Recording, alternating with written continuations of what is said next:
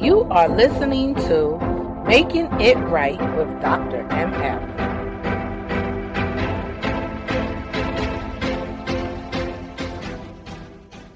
This episode is sponsored by I Write For You Now.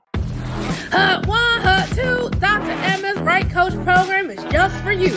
Get your business into shape with our writing coach to help you with your novel, our business coaching to create the plan for your success, or marketing coaching to reach the audience you deserve. Run over to iWriteForYouNow.com for more information now. You can also find us on social media under I Write For You Now. All right, people, let's give a hand. Today we have Patricia Goins in the house, and she is going to tell you how to get it done.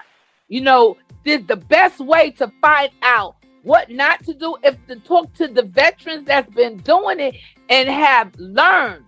Because I always tell everyone that I come across, listen and learn. Don't live and learn. So here today, we have an author, a podcaster, an entertainment mogul, as well as a publishing agency. I want you to give a hand to Patricia Goins. Patricia Goins, welcome to the stage of Making It Right with Dr. MF. Thank you for being here today. Thank you. You got me hyped already, all that energy. Girl, you know, you bring it out. I was like, okay, I know her for Facebook. That's my Facebook friend. But when I started reading your bio, I was like, ooh. And then I'm nosy by nature. So I was like, let me go look into her podcast. I was like, ooh. And then I saw the books. I was like, oh, okay. All right. I know she do that. But then you got songs out. Girl, that ain't even half of what you do. So you got to let us all know the 411 of how to do it and how to be like you when we grow up.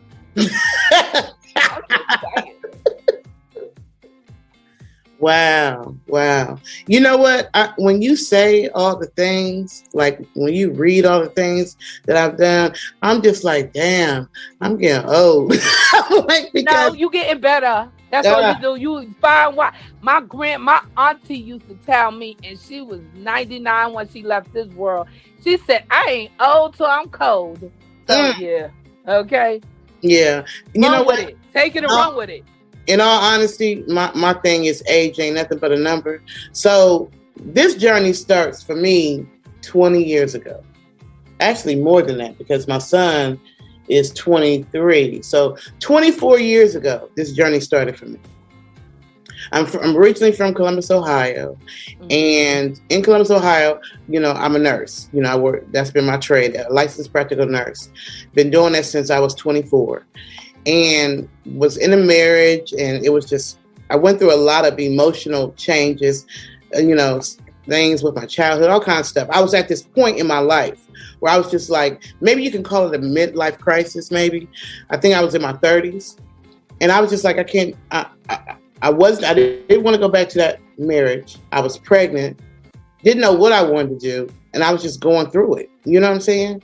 And so I was just like, I got to get away from Ohio. I'm like, I've got to get away from Ohio. I had never left Ohio by myself other than going to college or going to the military. You know, I had never been like by myself, but I was just like, desperate times called for desperate measures. And I was going through probably like a little bit of a breakdown, you know? And so I used to get these letters in the mail, and the letters were from this ministry called St. Matthew's Publishing. And that same year that I left Columbus, I had gotten baptized, and I was trying to understand, what is this thing called faith? You know, I was going to Bible study, and I heard those words, and I was really curious to understand what it really meant. So here I am. It's basically 1998, December 1998, pregnant with an 18-month-old or a year-old. She was a year, and another son. And I was just like, okay, God, I don't really understand this thing called faith, but I'm going to test you, because the Bible says, test me. You said, test me and see if I will not open up the windows of heaven. so that there will not be room enough to receive what you have from me. So I'm going to test you. So I took that St. Matthew's Publishing letter and I wrote down some prayers. I put a seed in it and I put it in the mailbox on my way out of Columbus, Ohio. Wait a minute. Go back. Seed as a symbol or a seed as a real seed, like a seed from a tree or a seed from a flower? I took probably $40, $50 and I put it inside that envelope. Oh, money. Okay, I got you. I'm just trying to. I sold a financial seed. Okay. So I put a financial seed in that envelope and I put it in the mailbox on my way out of Columbus, Ohio. And the goal was to stay with a friend, a college friend, But when I got there, what turned out to be something small, which was staying with a friend, ended up turning into a 20-year journey that took me from Ohio to Atlanta, from Columbus, Ohio to Cleveland, Ohio, to Atlanta, Georgia, to Chicago, back to Atlanta, back to Chicago, back to Atlanta. It was a crazy 20-year journey, but I had never written anything. I had never sung in front of anyone. In fact, I was stage fright as all outdoors. I had never done anything before I put that envelope in the mail and left Columbus. So God took me on a literally 20-year faith journey.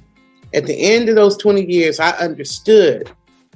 When I came back, when God kicked me back, I say kicked me back because that last year in Atlanta was nothing but not a Job experience. That was a what Jonah experience. That was I was in the well trying to get out. But by the time I came back to Columbus, Ohio, I understood truly what it means to have faith. So wait a minute. You literally went full circle and end up right back home? I went full circle and I ended up right back home. Full circle and I got kicked back home. Understand that. Because the year prior, God had told me, the Holy Spirit told me, it's time to go back home. But I didn't want to go. I did not want to come back to Columbus, Ohio. It was the last place in the world. I'm like, all the cities in the world, God, and you trying to send me back home? I don't want to go. Like I was I'm not going. And by the end of them 12 months, from when I was supposed to leave, I went through the worst tornadoes that you can ever imagine, to the point where I had no choice but to go home. A tornado out here in Georgia? An emotional and a spiritual tornado. I speak. Okay, girl. I'm trying to keep up. You know I'm an author now. You know I speak in symbolism. Yeah, you do. You speak in tongues, girl. I got to be like, ooh, okay, that's like symbolization. Okay, I got you. So, and it was during them 20 years that I did all the things that you read on my profile. Well, you definitely have a lot to teach people. You absolutely do. So you're back home, right? So where are you at in your journey now? Before I left to come back here, or before I got kicked back, I always say kicked back because I promise you it was not voluntary. But before I did, God promised me that nothing would stop just because I moved home. Like nothing would stop. So literally nothing has stopped since I've been here. I fly and travel back and forth to Atlanta for my events, Hook Up Atlanta, which I have a contest that's going on right now. We're taking submissions and the first contest is going to be October 20th. But where they're going to be competing to perform at Hook Up Atlanta in Atlanta on I don't have the date yet for Hook Up Atlanta, but I think it's going to be in September. But the winner, each month I'll choose a winner, and the winner will receive $300, and they will be they'll be competing in Hook Up Atlanta 2023, and their hotel accommodations while they're in Atlanta for the event will be paid for. So I'll be picking from October all the way to June. We'll pick one winner, and they'll get $300 at the end of, that month. And then, and the grand prize will be some type of monetary prize, which I don't know how much yet. And also they'll be in the studio with one of the hottest producers in Atlanta right now, which is Mr. Hankey. Mr. Hankey his catalog is longer than my whole body. And he just did had the hit song with Usher and City Girls, Good Love. He did another one with City Girls, Twerkulator. He did Living My Best Life, which, that's a everybody uses that term now. I'm living my best life, many hits. So the winner of Hook Up Atlanta 2023 will be in the studio with him, and hopefully they will create a hit. So that's kind of like what I'm working on as far as the music and stuff like that. But I'm back and forth in Atlanta. I'm still doing my podcast. In fact, the way that God set it up, I was so devastated with having to leave my radio show because I was on the radio on terrestrial radio. I was on 1100 AM, which is a indie station, talk radio, but we had our own indie music station. And my co-host at that time was MBJ Live, Marvin Baldwin Jr. I had another co-host too. I can't think of his name. Big Jig. And so I was devastated with having to leave that show suddenly and having to go back home.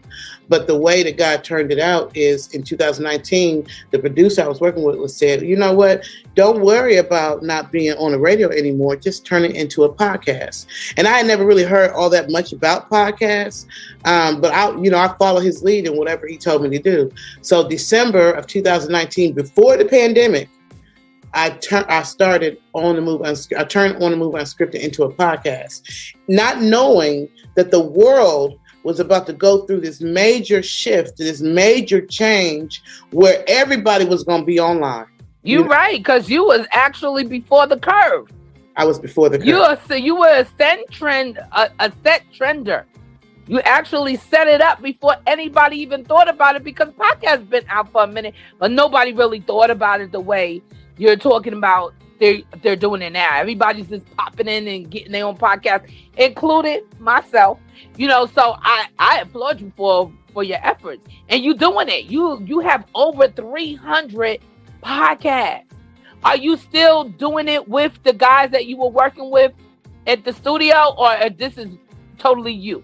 So no, I'm not doing it with MBJ Live or Big Jig anymore. And let me just bounce back to what you said. Not only am I a trendsetter with podcasts, but people start taking pieces of my name. I would have, when I started, it was like On the Move Unscripted. We're unfiltered, uncut, uncensored. I was saying all that in my tagline.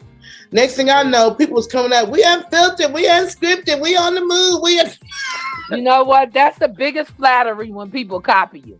You heard of it, right? Don't make it feel good, but it's still, flattery. Yeah, when they copy you. It don't bother me though, because I know that I'm unique. Yeah, you're doing it right. You're doing it right. So they like, okay, this works. Because I did get a chance to listen to a little bit of it, and I do see that you have a lot of artists on your podcast. So you're featuring music artists on your podcast. Is it one genre or is it all genres? How does that work? It's just that artists are the main thing that comes to us for interviews right now.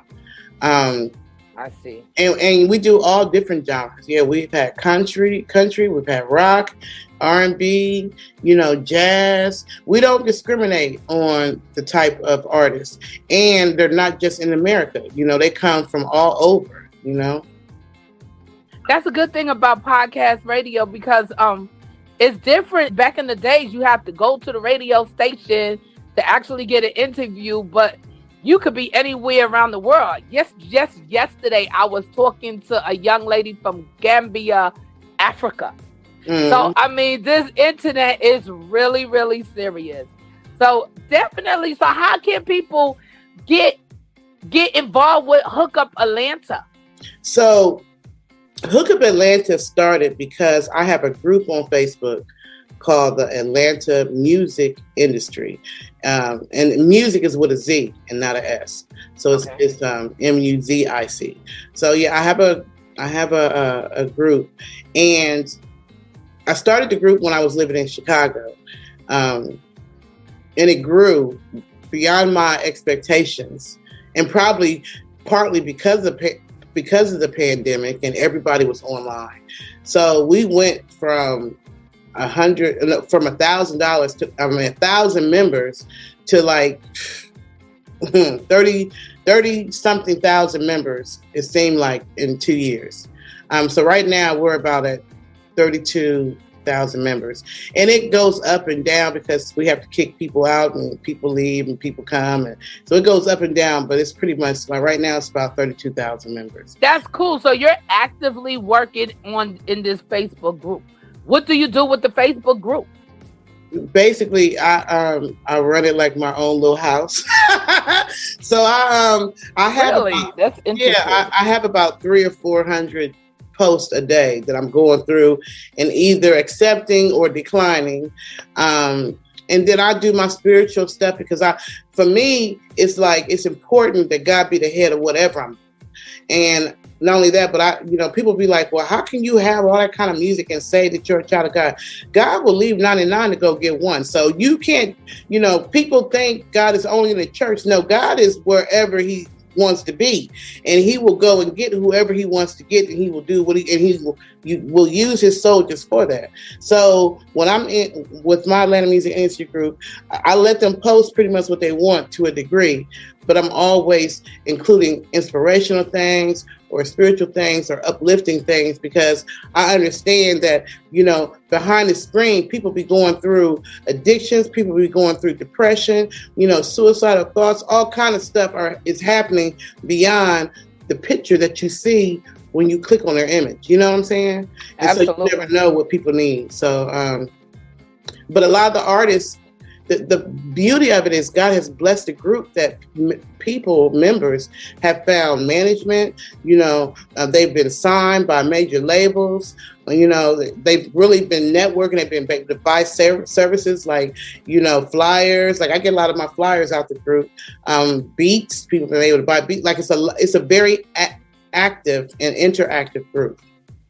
That's nice. And that's what it's all set up to be. So I get you're really doing the Facebook group the way it's intended to work. So Hook Up Atlanta is the networking. It's the annual networking event from the Atlanta Music Industry Group. So it's like we have an annual meet and greet, and when we do that meet and greet, we I showcase different artists. And stuff like that. But this year we're doing a contest, but that's basically what that is. And so some of them artists, they also like interviews. And that's why it seems like I have more, artists that I interview versus, filmmakers or authors or whatever, because of that group, because it's, that many members. Okay. So you deal with the film industry as well?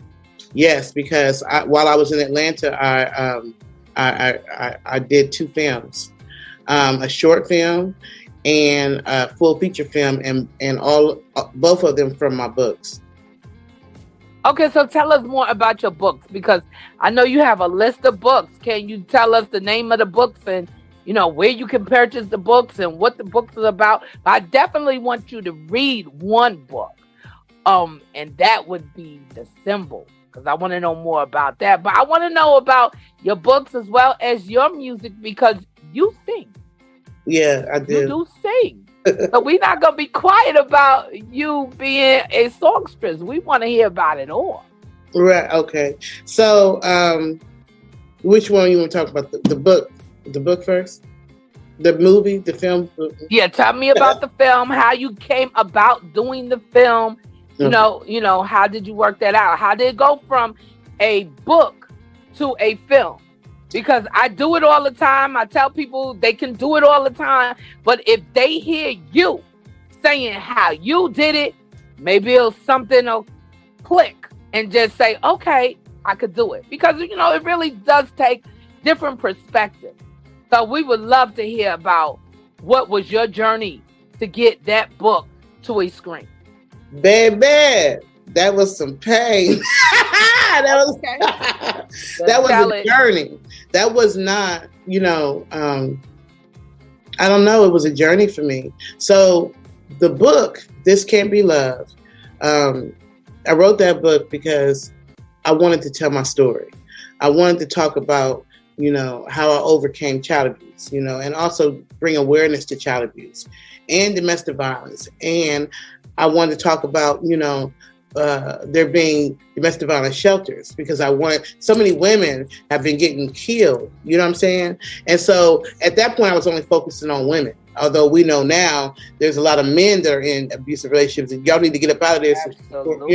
These women crazy. Snap, they ain't been on all these years for nothing. But it do exist. Right. So, and also same-sex abuse. That's an issue as well. But at that time, I was focusing on the women and the children. And so I just wanted the world to know and to promote the fact that there are domestic violence shelters, and they can really, really help you get your life back on track. So I was in an abusive relationship at the time when I actually wrote the book. And it was crazy. It was just like I was trying to write this book and still deal with this crazy situation or whatever. And once I wrote it, but even before that, I remember getting on my knees. I was in Atlanta at the time, staying out west, Austell, Georgia. And I remember just getting on my knees because I knew that writing a book was what I wanted to do. And I just prayed.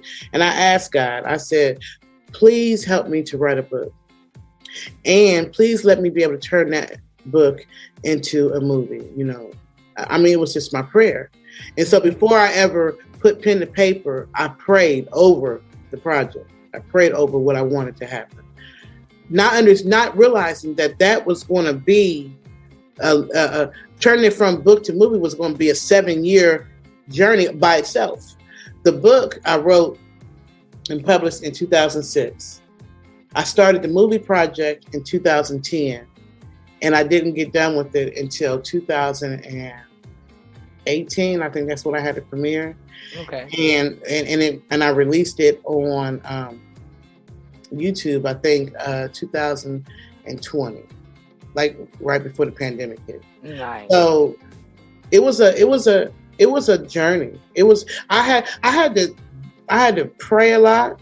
I cried a lot, But blood, sweat, and tears, that's what it takes. Oh yeah, it was many blood, times. Sweat, and prayers, that's what it takes. I wanted to quit many times. It was a lot. But God always provided. So when I got ready to look for actors after I had written the script, and I actually had a friend in Chicago that helped me to even formulate my brain to even create a script. But then when I got to Atlanta, a library, Clayton County Library, blessed me because they sent out the audition. They let me have the audition there, and they sent it out to all their patrons. And on the day that it was time to audition, I had like 100 people sitting in there that was waiting to audition for my movie. So that was like, wow, that was an amazing day, an amazing experience. I wish I'd have had a camera. Sometimes you just need to have a camera to capture these moments. So back in 2010, it wasn't as popular, having everybody wasn't with their phone just like on a normal everyday basis back in 2009, 2010. So I don't know. Nobody had cameras out. It wasn't as popular. Yeah, happening. You're probably right. Because we're talking about now, and we're in 2022, so that was about 12 years ago. So yeah, you're right. You're absolutely right with that one. So I picked. But remember the camcorders? Yeah, but you had to have about $600-700. Yeah, for a camcorder. Yeah, I get it. And now you don't even need all of that. You just need a phone. Right.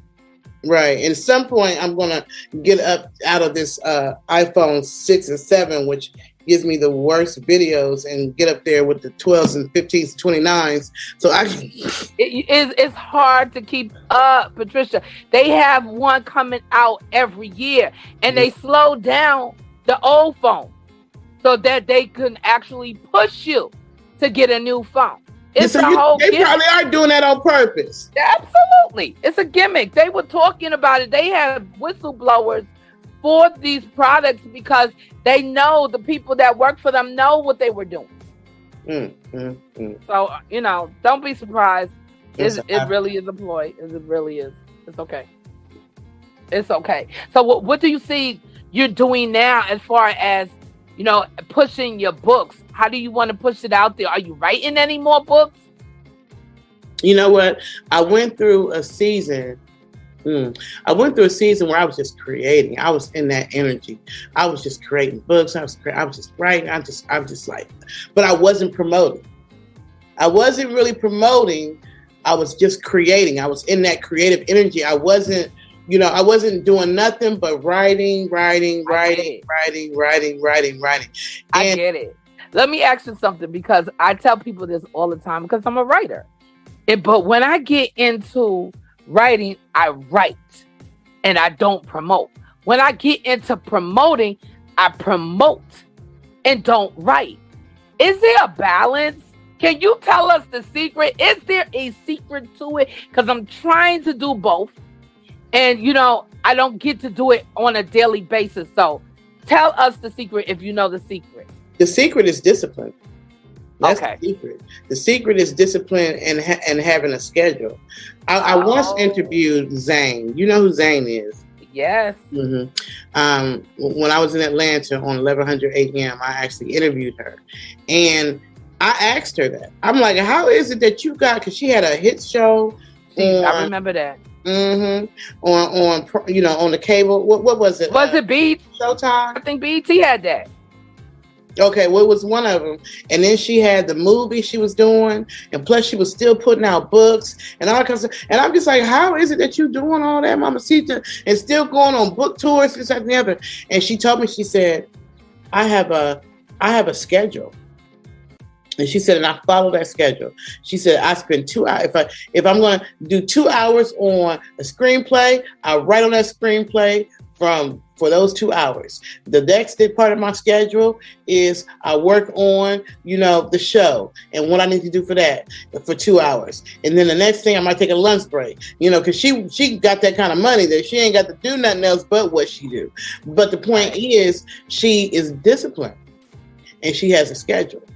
And so when you're writing a little bit and doing a little bit each day, sooner or later, that little bit is going to turn into a lot. That, like the 7 years it took me to film, I was doing a little bit each time I film, and I was blessed because the actors from those auditions and stuff, they stayed committed to the project, and they literally did not leave the project until they had filmed their scene. The only one who stayed the whole time was the lead character. It was 7 years, y'all. 7 years. Can you believe that? 7 years. That's dedication. They stayed on to the project. That wasn't nothing but God. But remember, I'm on this faith journey that started when I left Columbus, Ohio. So this is part of that faith journey. When God says something going to happen, it's going to happen. In divine timing. Absolutely. Timing. It's always in divine timing. Yeah. Regardless of what time we have, thank you. God has another plan. It's all right. We just let him lead the way. That's it. That's what I say. Because we like to control stuff. Mm-hmm. We like to control stuff. We like to be in charge. We like to say, okay, this is going to happen on this day, this way, at this time. But God don't work like that. And so we got to be patient to his time and just enjoy the journey and stop worrying about the destination. If he said you're going to get there, you're going to get there. But you flying through life trying to get there and not even taking time to smell the roses, not in time to enjoy your family. You're not doing all that because you're too worried about the end destination. Relax. I agree. So tell us about the song that you have out. You have a whole album out? How is that working for you? You know what? So I started, like I said, this 20-year journey. And I used to be so stage fright, Lord knows. When I was so stage fright. Atlanta brought out so much creativity. Atlanta and Chicago. Atlanta brought out the creative side of me. It's a mosaic. I tell everybody to come down here. This is Black Hollywood right here. But Chicago, this is new Hollywood because white people here too. So yeah, this is whole new Hollywood right here. But don't sleep on Chicago.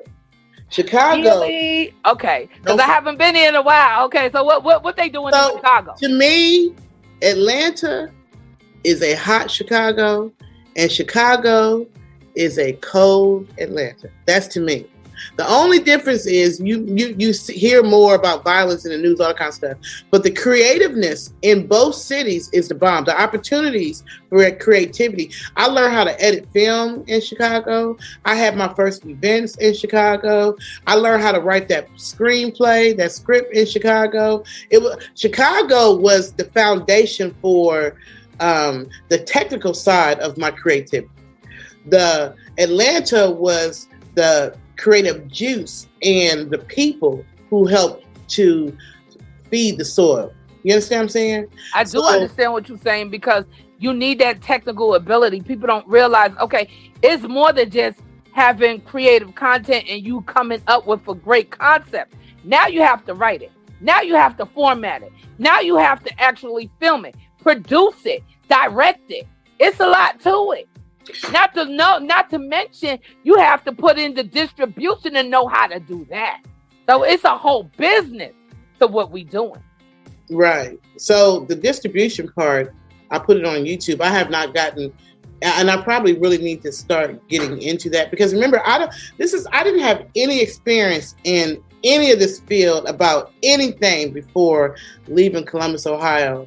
What was it? May 5th. I think I left on my baby girl's birthday. May 5th. It was like 1999. I didn't have any experience. All this stuff is self-taught. Everything, except for maybe going to a little 2-week class about film editing, when I was in Chicago or whatever. But overall, not even the script. Everything was self-taught. But you got to use it or you lose it. Yeah. So I understand where you're coming from. As far as, okay, so you mentioned about distribution. What's the next step for your film? You know what? And I think that once I put it on YouTube, I stopped because I started focusing on something else. And now I think the film has like 92,000 views. So I've had people like say, you should put it on this, not and the other. And so I should, and I need to focus on that. I just have not had the time, to be honest. A lot of people don't understand. You need a team, Say it again. Miss Patricia Goins. What you need? What is it? Team. You cannot do to make that dream. You cannot do everything on your own. You cannot. In fact, you will drain yourself trying to wear all the hats. For so many years, I tried to wear every single hat, doing every single thing, and I was doing it, but draining myself. That was probably half the reason why, even during the film, I was crying like a baby some nights. Like, I just don't want to do this no more. It was a mess, y'all. Y'all don't understand. You need a team. So, I'm the type of person that I can take it as far as my abilities. Because remember, none of this is no school, no technical schooling. So I could take it as far as I could take it. At that point, I'm just waiting for God to send me the team that I need to in all these other different ways, because I cannot do everything on my own. Because I still work a 9 to 5. The creative side of me, which I love. But I have not gotten to the point where I don't have to work anymore. You understand what I'm saying? You're right. But you're driven. You're a driven person. So you, regardless of what hours you work or what you have to do to make sure that you have food on your table, you're going to go back to that creative side because that's your comfort zone. And that could be your therapy to what's all that's going on in today's society. It is. I get that. But the business side is what you're talking about as far as the team. So definitely reach out to either my company, I Write For You Now, or either another company that is going to help you get to that next level. Because agents do exist. You from Atlanta. Right. There are a whole bunch of agents out here in Atlanta that take it to the next level. And if you got 92,000 people that already watch your film, they watched it because they They heard about it. They clicked on it. They viewed it because they heard about it and they liked it. So that's definitely something that you cannot sleep on. How long is the film? The film is an hour and a half long. Are you serious? That's a Netflix. That's an Amazon Prime. And I know that I'm at that point. A lot of creative people, we focus on the creativity and when we be sleeping on the business. You know what I'm saying? Absolutely. Because and all we want to do is create. We just want to create. I just want to create, you know. But I'm on that journey now where I'm like, okay, Patricia, you've been creating, but where the money at?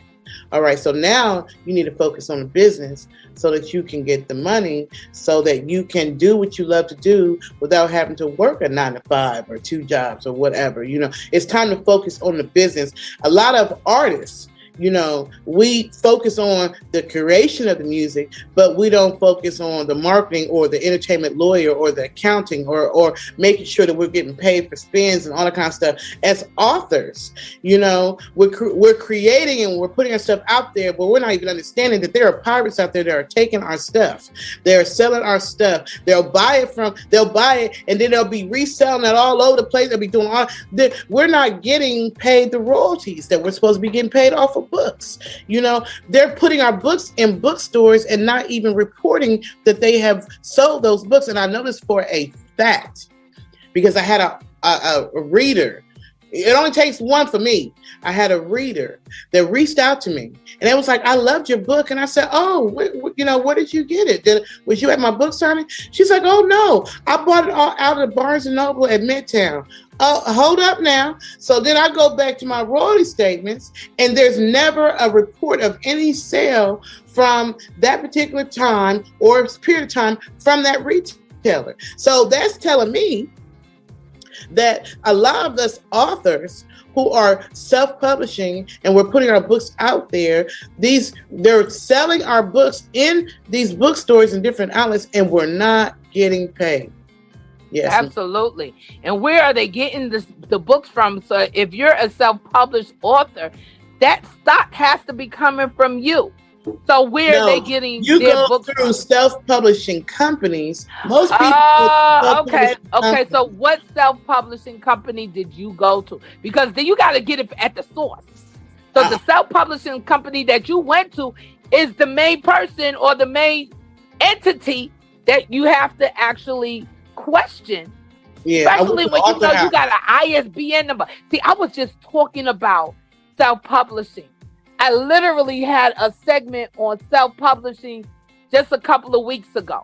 And when I talked about it, I was saying when you self-publish yourself, you are in charge of your ISBN number. You can track it. But if you go to one of them big companies, you don't even get half the money. You literally only get 15% of what they get of that whole total pot of the income from your book. Oh, yes, it's a mess. Yeah, it's a lot to it. It's a lot to this business. Can be really sneaky, and it goes into every field of the entertainment business because you have the writers on one hand, then you have the artists that sing on the other hand, and then you have the actors on the other hand, and everybody is getting used and not being really paid for what they're worth. You know, we still talk about Monique, how she got paid $50,000 for Precious, and she won a Grammy for it. That makes no sense to me. That's why that sister was so angry at what was going down and all that other stuff, because you can't come back from that. If somebody offers you $50,000, you can't ask for $5 million the next year. They're not going to do it. Mm-hmm. So we have to get paid for what we're worth. Oh yeah, so I applaud all your efforts. You've been doing the thing in the business, and you're hitting all marks. But it's just now time for you to level up to the next level. And I see it coming for you because you're doing everything that you need to do in order to get there. But I always say, walking up steps is not running up steps; it's walking step by step by step. There is no sliding up no steps. You can slide down, but can't slide up. Right. You got to walk step by step by step. Don't forget you got a team. You're just a phone call away. You just a post away. You're basically just a message away. Reach out. Wherever people can help you at, reach out. I had to learn that myself. And that's why I had taken a break from nursing. You know. Mm-hmm. I had taken a break. I don't want to do I had taken a break. I understand, especially, did you work during COVID? No. You know what? God bless me. I had worked. I've been a nurse for 30 years. Although there's been times when I've taken breaks. And I go through my hardest time financially when I take breaks. But for a while, mentally I had to. Because nursing, direct care is all consuming a lot of times. So at the time when God was so, come on now. He gonna give you no more than you can take. He's not gonna give it to you. He's gonna leave you right there and let you soak it up. I was in Atlanta, and at this time I was in Atlanta, and I was doing direct care in the field. I was doing home health. So I'm going house to house to house to house in 2019. But at this point in the game, I had understood. God had kicked me back to Columbus, Ohio. I say kick me back, and I had so I was kind of working in between. I was working in Atlanta, but living in Columbus and trying to find full-time, employment in Columbus. But I was doing home health in Atlanta. Don't ask me how all that was going on. It just was.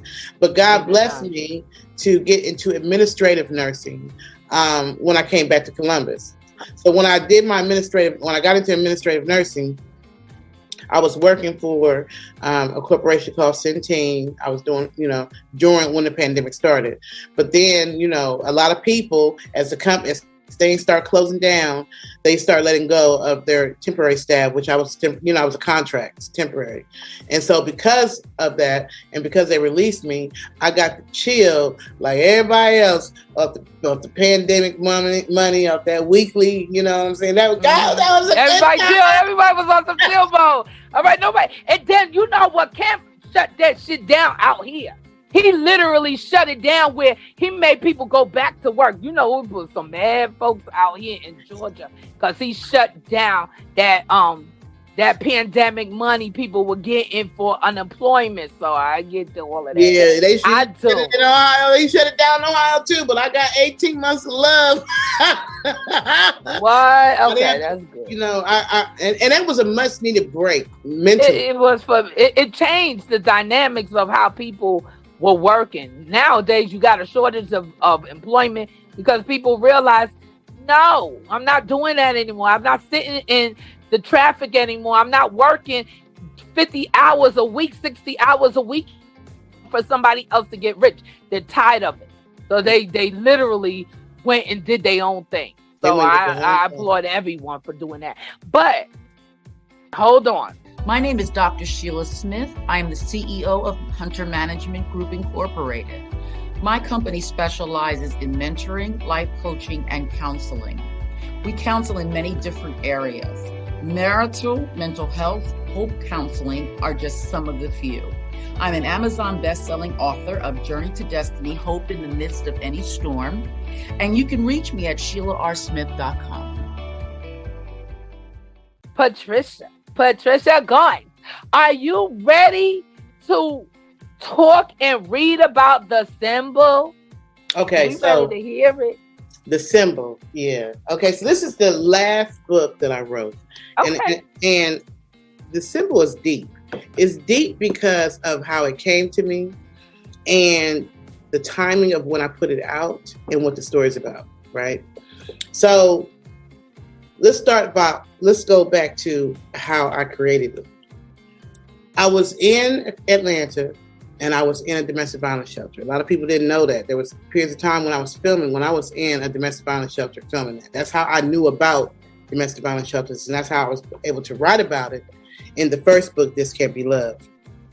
So, and like I said, you can look at it on YouTube, This Can't Be Love. So while I was in the shelter, the domestic violence shelter, I was going to these counseling sessions, and one of the counselors was a minister. And she knew I was an author. She said, God is about to give you a new book in a dream. That's what she told me.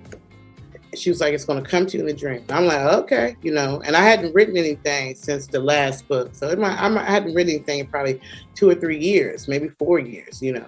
But so every time I went back to this counselor, like at least weekly, for about 3 or 4 weeks, she would ask me, she said, have you had the dream yet? And I ain't dreamed nothing that I can remember, you know? Mm-hmm. So, but then one night I did. This was in let me see. This was in 2000 and, let me see. Was it 2015, maybe 16, 17, somewhere around there. So a prophet came to you and told you that you was going to have a dream about the symbol. Yes. Wow, that's amazing. So when I had that dream, it was so graphic, so visual, so everything, like HD type experience. When I woke up, I knew without a shadow of a doubt that was the book that God, what the message he had sent to that messenger, that was the book. I knew it. I woke up writing. I started writing immediately. So as soon as I opened my eyes, I grabbed a pen and paper and I started writing. And for 2 weeks, all I did was write, because it was so busy. I remembered everything. So I wrote the outline in 2 weeks. And then I started writing the book. But then once I wrote it, I looked at it and I'm like looking around and I'm just like, this is not the type of books that I write. And what is this? I held on to the manuscript for 7 years? So maybe it was 2012 because I held on to the manuscript for 7 years. Why so long? Because of the information, because of the storyline, because of everything that was about. Like, that wasn't me, and I had to see: is this what you really want me to put out, God? Like, did you really send me this? Like, I had to know because it was so deep to me. You know, the story was. So it just I just didn't know if it was like what I should put out. I just wasn't sure. I just didn't know. And in 2019, right before I came back home, God was telling me it's time to put it out. It's time to release it. It's time to release it. And I'm just like, but I'm like, okay. So I released it. I went to a publisher and I actually really, self-publishers and I released it. Not knowing that the symbol was going to be released 1 year, not even a whole year before the pandemic. Oh, that sounds deep. Wait a minute. Okay, so did you see any signs of this pandemic in your dream? And did you write anything that is reference to COVID and millions of people that died? What I wrote was about a spiritual warfare that was coming. Oh. That's what I wrote about.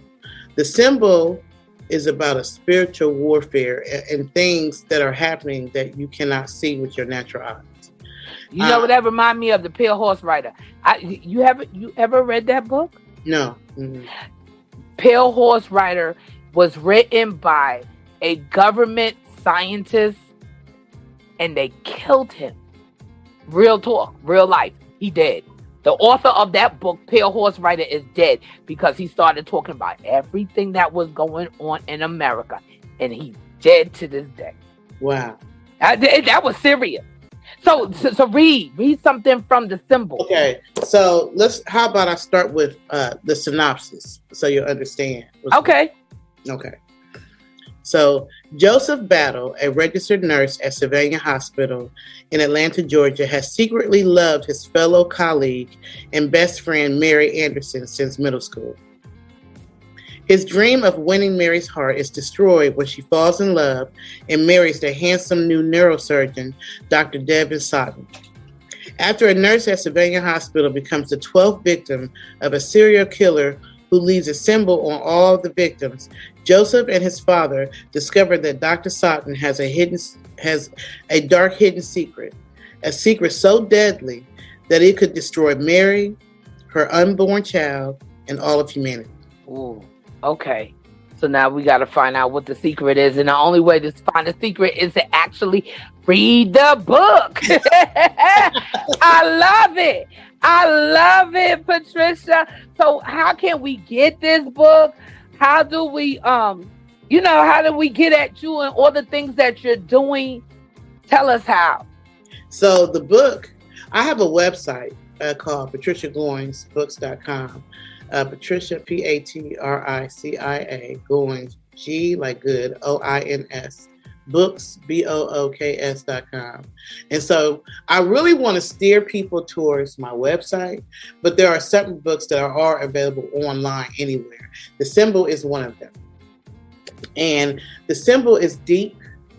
It is deep, but I think it's like something that once you start reading, you're not going to be able to put it down. I get calls all the time from people who want to turn this book into a movie.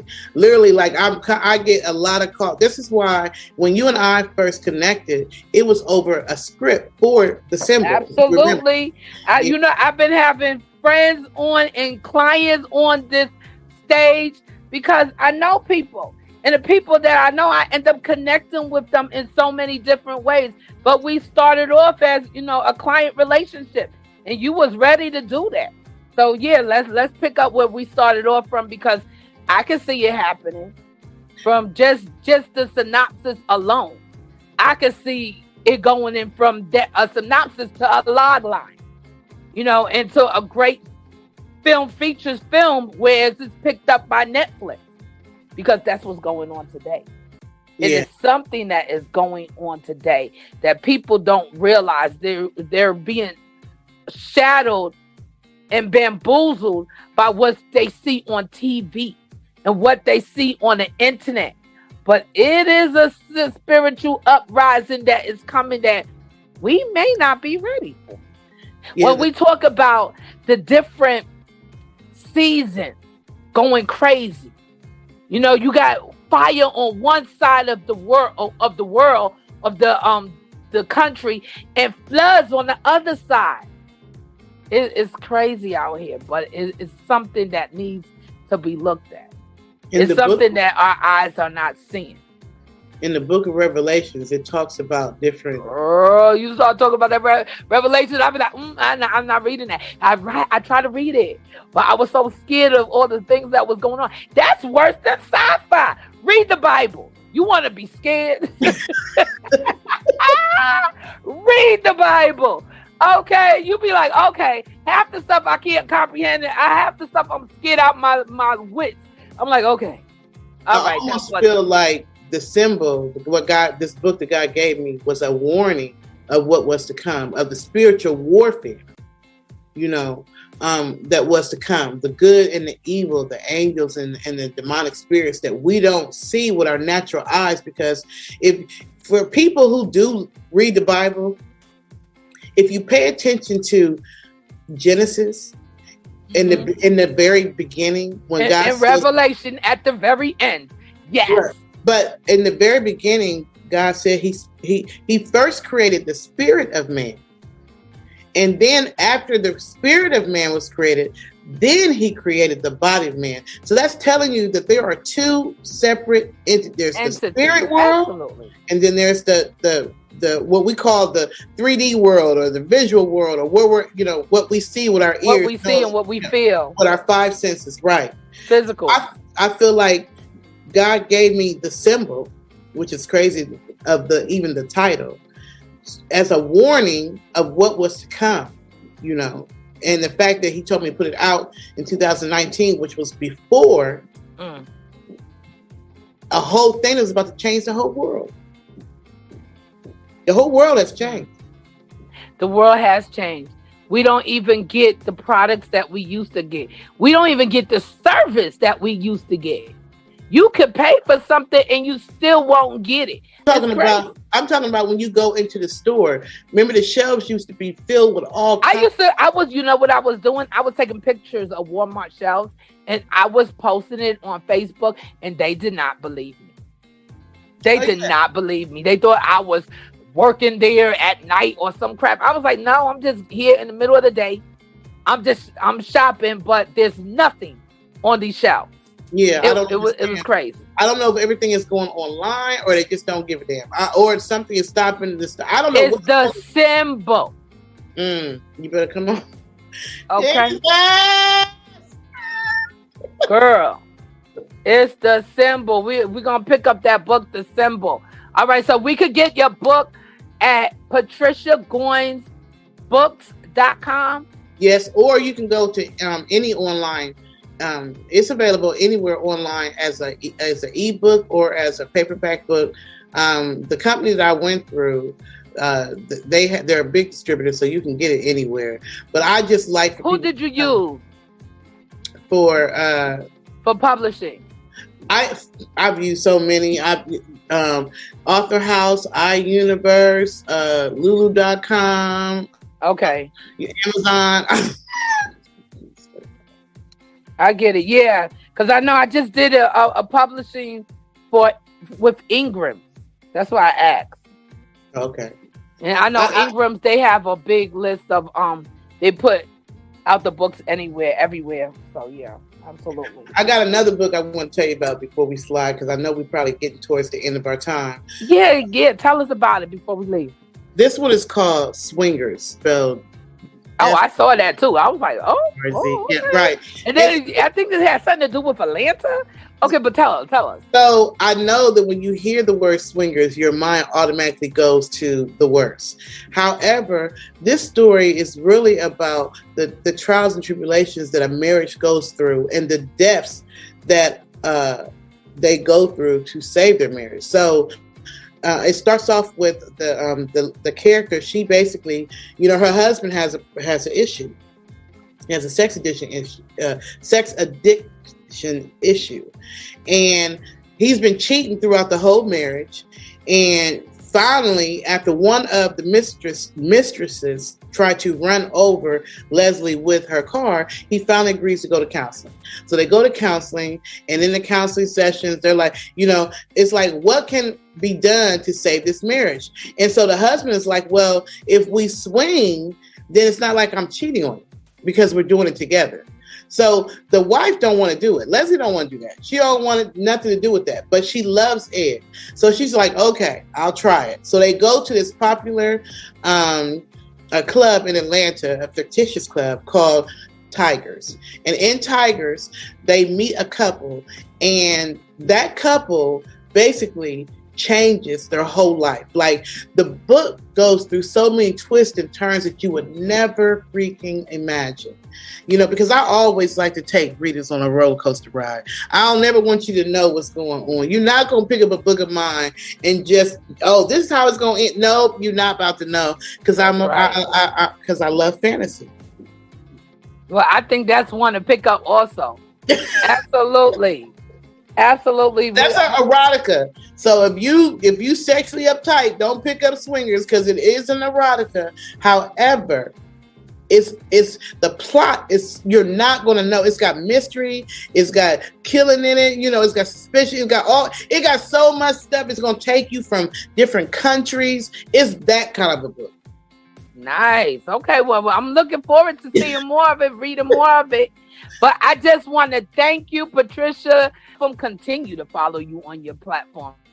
I just thank you once again for being a great guest and just sharing the information and the trials and tribulations that we all have to go through to get where we want to go. So thank you for that. Thank you. You can follow me on @Patricia Marie Goins on Instagram, or Patricia M. Goins on Facebook. If you want to look at the movie This Can't Be Love, you can go to my YouTube page, which is MS Goins 1119. Atlanta Music Industry Group. I got book clubs, book readers, and indie authors. Like, you Google me, baby. You can find me. Absolutely. You know how that is. Just Google me. Well, you keep on doing what you're doing, sister, and I appreciate you every day. We'll talk soon, and thank you for being on Making It Right with Dr. MF Podcast. Have a great day. You too. Hello, everybody. My name is Rashida Taper, and you can reach my name of my company is Rossi Delights, private chef, meal prep, as well as small catering, birthday parties, and so forth. And my cuisine is American comfort food as well as international, Italian. I do cakes and cupcakes and cheesecakes.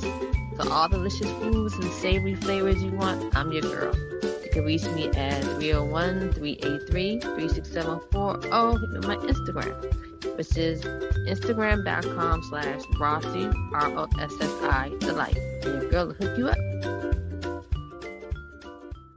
Thank you once again for Making It Right with Dr. MF. Have a wonderful day. Thank you.